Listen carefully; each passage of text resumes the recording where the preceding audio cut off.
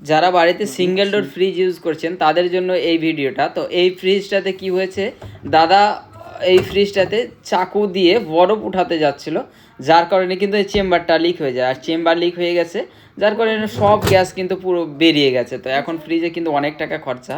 দেখে নিচ্ছি কম্প্রেসারটা ঠিক আছে কিনা। কম্প্রেসার যদি না ঠিক থাকে তাহলে কিন্তু আরও অনেক খরচা বেড়ে যাবে। তো কম্প্রেসার অলরেডি ভালোই আছে, চলছে, এবং যে কনডেনসার আছে সেটাও কিন্তু জল ঢুকে গেছে। তো এখন এই কনডেনসার এবং কুলিং চেম্বার, এখানে যে কুলিং চেম্বারটা আছে এগুলো কিন্তু সবকেই কিন্তু খুলে চেঞ্জ করতে হবে, নতুন লাগাতে হবে, নাহলে কিন্তু হবে না।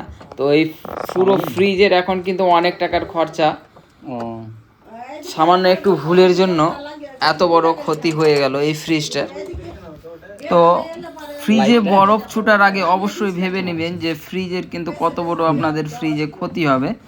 কেউ এরকম কাজ করবেন না, নাহলে কিন্তু আপনাদের অনেক বড় ক্ষতি হয়ে যাবে। ফ্রিজে বরফ যদি জমে থাকে তাহলে হয় আপনি 1 ঘন্টা 1.5 ঘন্টা আপনি ফ্রিজটাকে বন্ধ করে রাখেন, বরফটা গলে গেলে তবেই কিন্তু আপনারা বরফটাকে ছুটাবেন, নাহলে কিন্তু আপনাদের ফ্রিজের এইরকমই অবস্থা হবে। তো এই সব থেকে সাবধান, ফ্রিজ ভালোভাবে চালান, আর অবশ্যই টেকনিশিয়ানদের কাছে পরামর্শ নেবেন যে কিভাবে বরফটা ছুটাবে। আরও কিছু যদি প্রয়োজনীয় জিনিস থাকে তাহলে কিন্তু আপনাদের টেকনিশিয়ানদের কাছে কিন্তু পরামর্শ নেবেন। তো এই কুলিং চেম্বারটা পুরোপুরি এখন চেঞ্জ করতে হবে, না হলে কিন্তু হবে না।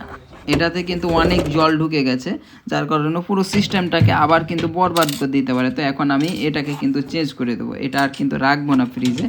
তো এটাকে এখন আমার কাছে নেই, আমি আনবো কালকে, এনে আবার কিন্তু ফ্রিজটা রেডি করে দেবো।